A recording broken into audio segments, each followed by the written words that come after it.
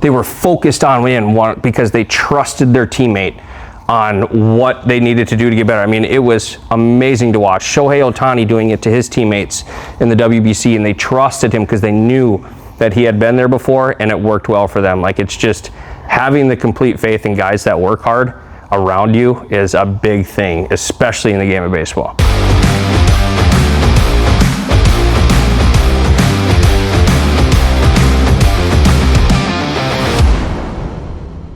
This is a Complete Athlete podcast where you get you to your next level in your sport and in life, that sport being baseball. This one's a long time coming. I actually couldn't believe that we didn't do your interview years ago, because how long have you been on staff here? I mean, you took a little bit of a hiatus there. 6 years probably. Well, we've been around 5.5. It'll be 6 years in September. But you, I think January of 21, I think you started helping out at the little warehouse, the little 1,200 square foot warehouse with the 30-foot cage with front toss and whatnot. But yeah, Coach Thomas Kinsella here. Yeah, him and I have been connected a long time before we even knew each other. We played against each other back in the day, but I'll let him tell you all that. So tell us your story of coming up in baseball, youth, high school, like just walk us through everything. Yeah. I don't know where the love of baseball came from. Honestly, when I was a little kid, it was a plastic ball and a plastic tee, and just hit in the backyard while my mom and dad chased the balls around and kept giving them to me. And then from there, from 4 years old on till now, 28 years of just nonstop playing and playing and playing, and I just absolutely fell in love with the grind, the competition, trying to get better all the time. I was blessed with the ability to do so I'm glad I stayed with it.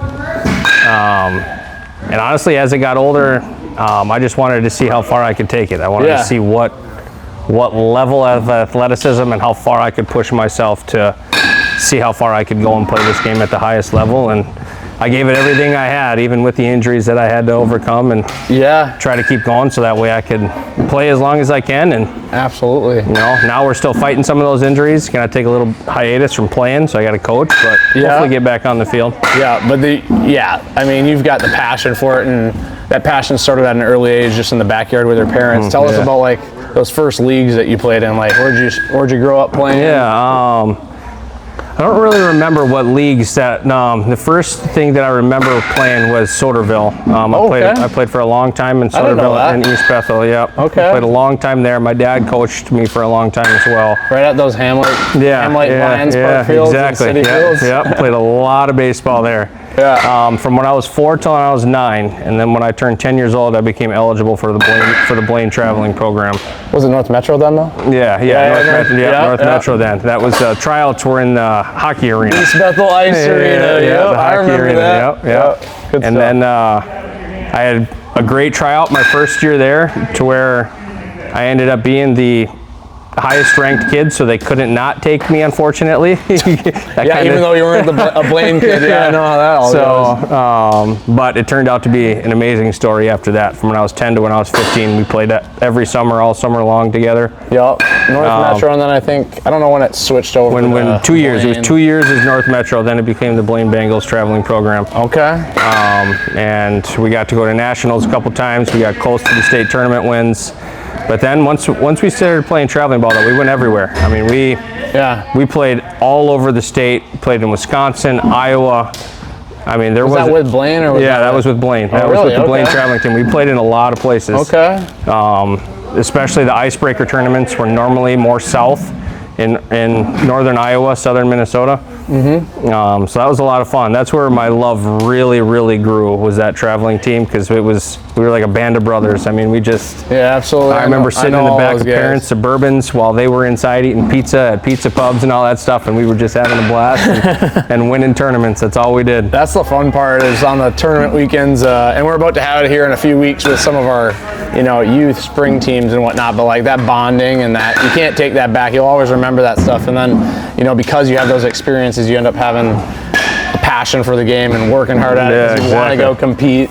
Exactly. You got that in your blood. So, exactly. Yeah. Yep. So during that time, you played Blaine traveling till when? How old were you? I played Blaine traveling till I was 16, and then when I was 16, then I was forced to play for the North Branch school team. Forced. Yeah. Yeah, okay. Yeah, I wasn't eligible anymore to play for the Blaine team, even though that's where I originally would have liked to have played. Like, are you basically, you're talking more about like VFW in the summer and Legion and stuff? Yeah, it was more summer programs, and then I had to be Blaine High School, and I couldn't take the spring off because the Blaine traveling team, we started in the spring. Like our first tournament was in May. Yep. So I had to play for the North Branch team in the spring. I could no longer play for the But yeah, Blaine team. you were a freshman playing on varsity though, right? I traveled at the end of the year playing for varsity at North Branch. And then my sophomore year I started as on the varsity team. So you played there in the spring time frame, and then I remember facing off against you. Like did you just play, you played baseball, but what other sports did you play during that time in high school? And I played, my freshman year I played one-time football, and I did not care for it because I just wanted to play baseball. And then we actually got pretty lucky. The Stong boys, their dad out in Andover put together a pretty high-level traveling team from Minnesota Acceleration, and we kind of pick and chose who played on that team, kind of like the Blizzard program, and that was really where I knew I wanted to play college baseball because I really loved winning on that team. Yeah. How good that team was. Got to go to Vegas and Did you guys Florida. just play in the fall and winter then? Yeah, we just played mostly in the fall. I think we played 4 tournaments in the fall, but it was all out of state. Yeah, and I remember playing against you then as well when I was playing for PhD, and yeah, you guys had a stacked all-star lineup. Yeah, it was a lot of fun. Yeah, a bunch of guys from that team went playing Division I, Division II. Yep. So super sweet to see. As a player, and I mean, it didn't stop there. Obviously, you were in high school, and then you had quite a college journey. Tell us about that. Yeah, the college journey was different coming out of it because I had an arm injury I had to deal with out of high school. When I was 18, I threw out my rotator cuff, and that really limited where I was able to go. Had I not, I had a lot of opportunities to go to high-level programs. We got to visit a lot of high-level programs, Division I programs, high-level Division IIs. But when you have to rehab coming out of high school in order to play in the fall at a college, it was not easy. So telling a coach I needed rehab for the entire fall season in order to play in the spring was tough. But I started at St. Cloud Tech. I got some playing time there, but then again, I had a lot of arm issues. My rotator cuff just never really healed. So I had to take that summer off. And then from there, I just kind of wanted a place where I was a little closer to home so I could rehab it with the right people. And then I transferred to Anoka Ramsey. And that's where him and I got reconnected. Yeah, that's where we came and got back in it. Anoka Ramsey, I was very successful. I got to play all the time. My arm was healthy. Made the all-division team there. So I mean, that was a lot of fun. And then from there, it was Crookston. Yeah, so that was like 2 years, St. Cloud Tech, and then Anoka Ramsey for your first 2 years, and then you went to Crookston. University of Minnesota Crookston, way up north. Well, and they were, at the time you're coming into that program, they were kind of a rebuilding program. They were, yeah. It was a brand new coach. Steve Gust came in. Amazing coach. Before that, they maybe won 1 or 2 games a year for a long time. First year with the new coach, we won 14 games. My junior year, again, I had to take the entire fall season off so I could rehab my arm. Lots of rehab, man. And then it's what happens when you don't take care of yourself. It's that arm, that rotator cuff will get you, especially if you throw hard at all, at any level. Yeah, and you were probably throwing, you see this guy right now and like how built he is. He was like a string bean back then, and he's kind of changed his whole entire body because of probably these injuries and whatnot. But you were throwing probably mid-80s, like just, soaking wet. I don't know. Yeah, when I graduated high school, I was probably 170 pounds. But my junior year is when I could throw the hardest. When I was about 165, 170, and I could sit upper 8s, low 90s, and my muscle capacity just could not hold that with how skinny I was. Yeah. So it took a lot to rehab it, just be able to throw the ball from the infield. I never pitched again after that. Because my arm just never became healthy enough again. So. Yeah. That's, hey, taking care of your arm at a younger age. I mean, exactly. TK is a living testament of that. I know he takes care of it a lot more now and takes care of his body. But yeah, start taking care of it at a young age and learn how your body operates so that you can play the game as long as you can. I mean, he still played a long time, but rehabbing and constantly rehabbing. I mean, I dealt with that as well. But yeah, you were there, and I think you were, from a accolade standpoint, like you were all division at Anoka Ramsey, and then I made I played 2 years at Crookston, and I ended up making the all-decade team there. which was a really high honor. We've had, even in the 2 years that I played, we had some pretty outstanding players. We had a few guys get drafted in the short time that I was there, even in a couple of years after that. So to still make the all-decade team with kids getting drafted out of there was pretty special feeling to me. Yeah. And it just goes to show you put in a lot of hard work and you play for the right person that gives you the right opportunities, and you can take things a long way. Absolutely. You know? So and a lot of guys, they play college ball, and I mean, you had the aspirations, and you ended up getting invited to these different leagues. Tell us a little bit about those different leagues after high school or after college.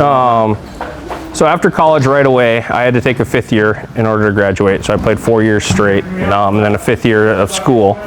But then after that, I had an assistant coach there, Alex Sumner, who I still stay in contact with briefly. He's the one that got me introduced to independent ball tryouts and things like that, and he had some contacts and some places that I could reach out to. And then they would reach back out to me, like the Arizona Winter League down in Yuma, Arizona. I signed up for that, and I knew it was going to be a grind going down there, kind of somewhat taking a year off. I still was very in tune with working out and staying conditioned, and the college coach at Crookston allowed me to continue to practice with the kids and see live pitching and stuff. So he was very crucial in me being prepared for going down to Arizona.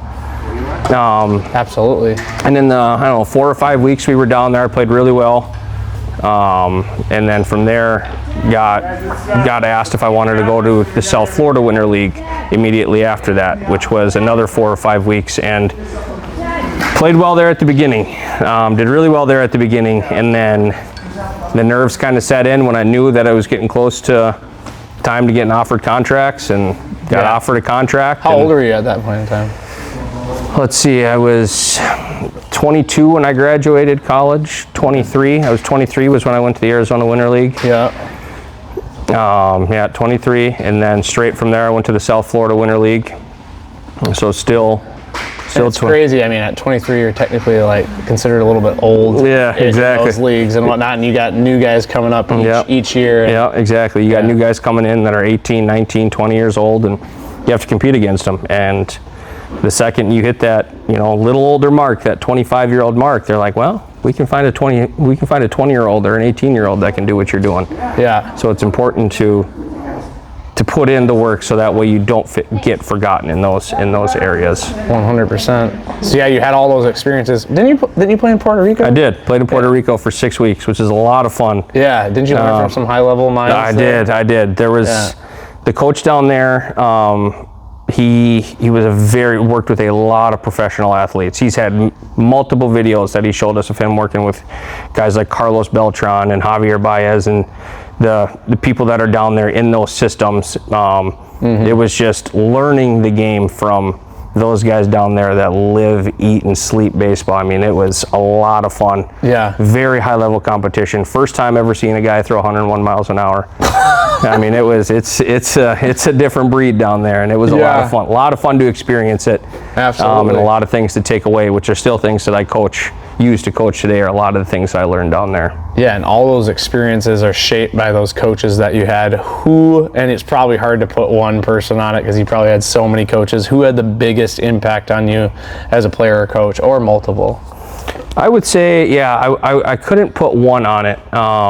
The opportunity that I was given right away when I played for the Blaine Bengals traveling team, I huge respect for Dave Michaels for allowing me to play as well and as much as I did. And then from there, I have to give a huge shout out to Steve Gust and the Crookston program, because my first transition ever to third base was my junior year of college, and I made 26 errors. Wow. And I still got to play every single day. Wow. I mean, that's a huge testimony to him believing in me. And then the following year, I got a lot better because he put a lot of effort into helping me, and so did the assistant coaches like Alex Sumner. It was a very blessed feeling to be able to not feel like I've let the team down, but to continue to get the right coaching. And that's what I want to teach my kids here, is that even if you make mistakes, it's a game of mistakes. Oh yeah. It's how well can you learn from it? How well can you keep going? Yeah. And I think with your type of coaching instruction, we'll get more into that, but like you still, with correcting kids or just, you still bring the positive, positive talk to them while you're correcting them and whatnot, and then giving them the chances that they need, and showing them that, oh, like, I'm Coach TK, like, I'm your coach, but I still believe in you even when you do make the mistakes, and we're going to work on the things that you need to get better. And it sounds like you had that experience. Absolutely, that's exactly what I had. So that's exactly what I teach, because that's how I function. When I was a player, if coaches started screaming at me or yelling at me, I would shut down immediately. I did not handle that well. Yeah. Because then I would just be constantly worried about making a mistake. Yeah. And then the mistake would happen. Which is the last thing you want. Yeah, exactly. Yeah. You know. From a development standpoint, what skill or habit had the biggest impact on your development? I mean, there's so many, but development-wise, a big part of it was I got down on myself really hard when I was in high school. Like, it would, to the point where it would take 2 or 3 days for me to bounce back after a bad game. But in college, you don't have that. You don't have that ability. You have a bad game. Doubleheader that day. You have a doubleheader that day, and then 2 the next day. You know, then you got to get ready for 2 on Wednesday, then 2 on. You know, it just is. You don't have time to feel bad or feel down on yourself. It's okay. You went 0 for 4. You're back in the lineup, same spot. You got to do it again. So a big thing that I learned in college and traveling semi-professionally is you have to be ready to come back right away. There is no feeling bad for yourself, feeling down on yourself, because your other teammates expect you to be right back in it. You know, especially at high levels, guys don't pout. You know, it's okay. I made a mistake. I'm back in it. I'm going to make the next play, or my next plate appearance is going to be a lot better. You know, I would say that really helped my development when I was younger, coming into trying to go professionally to play. Yeah, just sticking with it and being able to, from a mental standpoint, like you're probably very self-critical of yourself, it sounds like, in high school and early college and whatnot, but any helpful, like, mental, like, resets that you would go through, like, whether it's in the batters or in the on deck circle or like in the dugout, how you prepare yourself mentally before at bats? I mean, obviously people just say don't think about it, which is dumb advice. Yeah, it's a crock. You're going to think about it. Yeah, exactly. I mean, like you said, there was no greater critic to the game than me. If I went 3 for 3, but it was 3 singles when a couple of them should have been doubles, I would get mad. I would get upset at myself because I knew that there was something that I missed. Yeah. But to set my brain straight, I mean, it was almost telling myself, okay, you're good enough to do it, and then breathing. I just had to, the big breaths that high-level coaches tell you to take when you get in the box, where that you close your eyes, that inhale and that exhale, it really kind of tries to it kind of centers you a little bit. It kind of, especially as I got older, I really had to do that. You know, you get to higher level pitching, you go 0 for 10, so you really have to continue to tell yourself there's a reason I'm here. Yeah. Take big breaths and come right back onto it. That's it's a big thing that I try to do too here when I coach, is if I know a kid's got 5-6 bad swings in, I'm like, okay, go get a drink, take a breath, come back to it, and let's come right back in it, because it's just too much of a bad thing. It's just not. Yeah. It's not going to get you anywhere, even no matter how hard you try to swing your way through it. It's just not going to happen. One training mistake young players should avoid, and that's kind of what you that's exactly what I'm talking about, is swing after swing. If it's hitting you're trying to work on something, it's like us older guys on the driving range. It's just swing after swing after swing after swing. It's like that's not benefiting you in any way, shape, or form. Yeah. You need to take a swing, you need to step back, you need to go slow and practice with what you're trying to work on, and then you step back up to the tee. The biggest thing that I try to teach the young kids is you have to be mentally focused on the drill that we're doing, not just swinging and thinking you can do the drill. It's been a big preaching point, especially as I get into the older age groups. I would say that's the biggest. Being intentional about your training. Exactly. Yeah. Being 100% focused on the drill at the time. Yeah. Because they're going to get you in the right place the next drill that we do. Absolutely.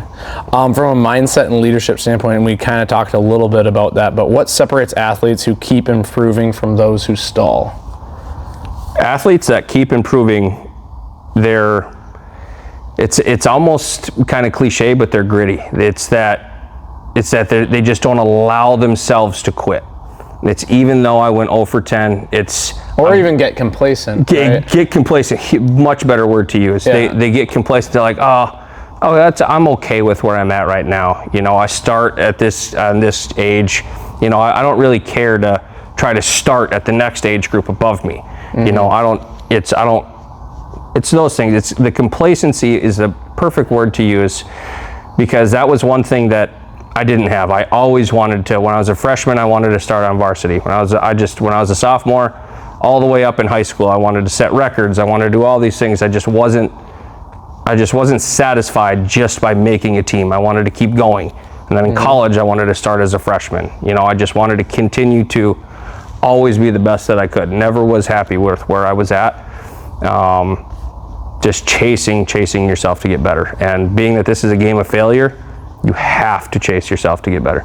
Yeah. So what I got from that is you're not competing with the others around you. You're really competing with yourself. Correct. Yeah. You are. And a lot of people say, you know, you don't want to get too hard on it. You want to make your team better. Well, the better that you make yourself and the more you're able to control yourself, the better teammate you're going to be, because you're going to be able to help the guy next to you. One of the things that I like, where I ask my kids a lot, is tell me the mistake that you just made, because if you can teach it to me, knowing the mistake you made, then you can teach it to the guy sitting next to you in the dugout. You know, you can teach it to the guy that's going 0 for 5, or if you're on the mound and a guy's pulling the ball, or if he's, you know, not doing what he's supposed to be doing, you can go up there and settle him down. There's just, I think it's a lot of learning your mistakes, so that way you can teach it to the guy next to you. Yeah, absolutely. And that's what high level, like winning teams, when they get to that point where a kid is taking like, you know, instruction from his other teammate without like thinking like, oh, like you think you're better than me, you can give me instruction, when everybody's like coinciding of like, oh no, like we need to do this. That's when teams get to the next level. You see it in March Madness basketball right now. The teams that are huddling up after, you know, momentum's going in the wrong direction, how do we turn it around? Like they're cohesive, and that's so true. It's such a great way to put it. Like if anybody watched the World Baseball Classic, the Dominican Republic dugout, every one of them, if somebody had a question, they would go over to their teammate and they would be trying to help them. You know, this is what you got to do. This is where you got to be. And they were focused on winning, because they trusted their teammate on what they needed to do to get better. I mean, it was amazing to watch. Shohei Ohtani doing it to his teammates in the WBC, and they trusted him because they knew that he had been there before and it worked well for them. Like, it's just having the complete faith in guys that work hard around you is a big thing, especially in the game of baseball. Yup, 100%. What does leadership look like when no one is watching? What leadership looks like to me when no one is watching is, are you going to hold yourself accountable? When you come in here and you take extra swings, are you going to take lazy swings? Are you going to be focused on drills that you've done in the past, or are you going to try to do things on your own? You know, when no one is watching is the most important part of anything. It's just a huge part in what, you know, Kobe Bryant and Steph Curry said. You know, they take thousands of shots when the gym is empty. They have one rebounder, and they hold themselves accountable to get better. There's no lackadaisical.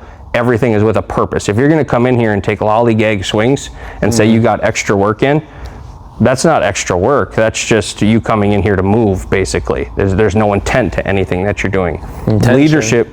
Leadership is when you come in here and everything is with 100% of what you're giving with whatever you're doing. I mean, a great quote that I like to live by is, the amount of effort you put into anything that you do are the results that you're going to get out. I love it. There we go. Quote that one. Why do some athletes succeed at the next level and others don't? A lot of it, I believe, is belief in yourself. There's a lot of guys that get to the next level and they're like, ooh, maybe I'm not capable of doing this.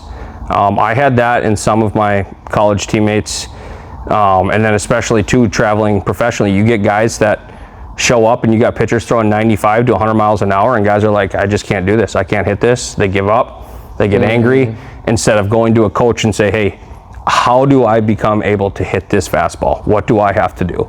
And that was where I was. I really struggled with fastballs that were 95 plus on the hands.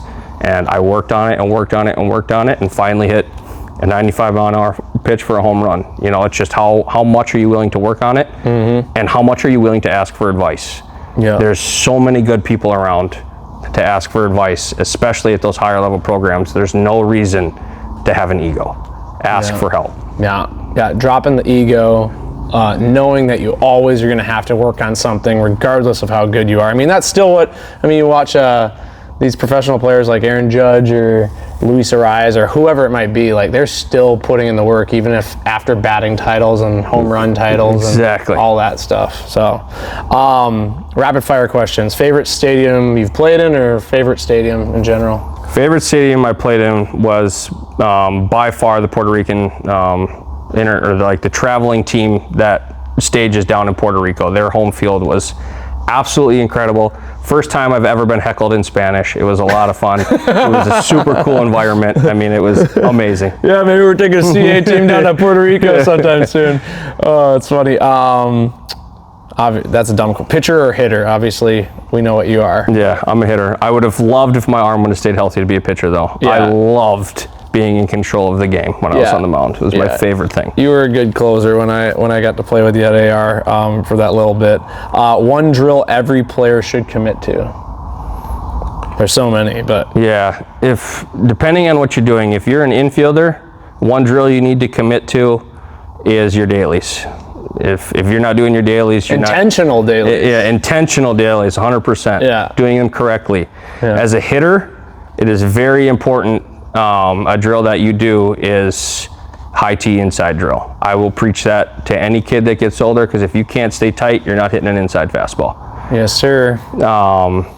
For me as a pitcher, when I was a pitcher, a drill that I consistently did is long toss. It's not on the mound, it's a long toss to keep your arm healthy, and maybe I did it a little too much, or I just didn't do it enough to keep my arm healthy enough, and I just kept pitching. Yeah. Not much of a drill. Or the sequencing of like when you're doing long toss with when your pitching outings are. Yeah, exactly. Correct. Yeah. Correct. Yeah. Which, making sure that you're doing it on the correct days and whatnot. And that's what we can help you out with, our pitching staff here. Best advice for young complete athlete players? Go to the gym. Go to the gym. You have to work out. Living testament. Actually, I'm going to ask you to send me a photo of what you look like in high school, and we'll see a photo of him now, and we're like, whoa, is that the same person? It's incredible. The gym, when I was 18 and I got out of high school, I was, surprisingly enough, around the same size as all of my high school teammates. I got to college, and there were some big boys in college. I was like, oh, I'm behind. Yeah. And then I got to a Division II university, and I was like, whoa, I'm even more behind. Yeah. And then I got to traveling for pro ball, and I was like, these guys are big. Like just big. My size at 22 years old. I mean, they were big guys. It's the number one thing that I preach to anybody that's trying to do this is work out, get in the gym, get strong, because it will carry into everything that you're doing. Your speed, your legs, your power. I started finally hitting more home runs when I got over 200 pounds. Yeah. It makes a huge difference being in the weight room. Absolutely. Well, appreciate you coming on the podcast, TK. We got a tea time that we got to get to right now. But seriously, way too long. I think when we were first doing these podcasts, I'd always do them in the afternoons at like 3, 4, or 5 p.m. and you get off work and then you come in and do lessons at like 6 or 7. So it never worked out, but I'm glad we finally got you on here. Appreciate you, man. Yeah, absolutely. Yeah, super glad you're on staff with us and works with our upper level hitters. If you want a lesson with him, definitely inquire. Upper level high school guys, and then he's coaching our 13U team this spring and helping out with our high school teams in the summer as well. So appreciate it, man. Absolutely. And have a good one.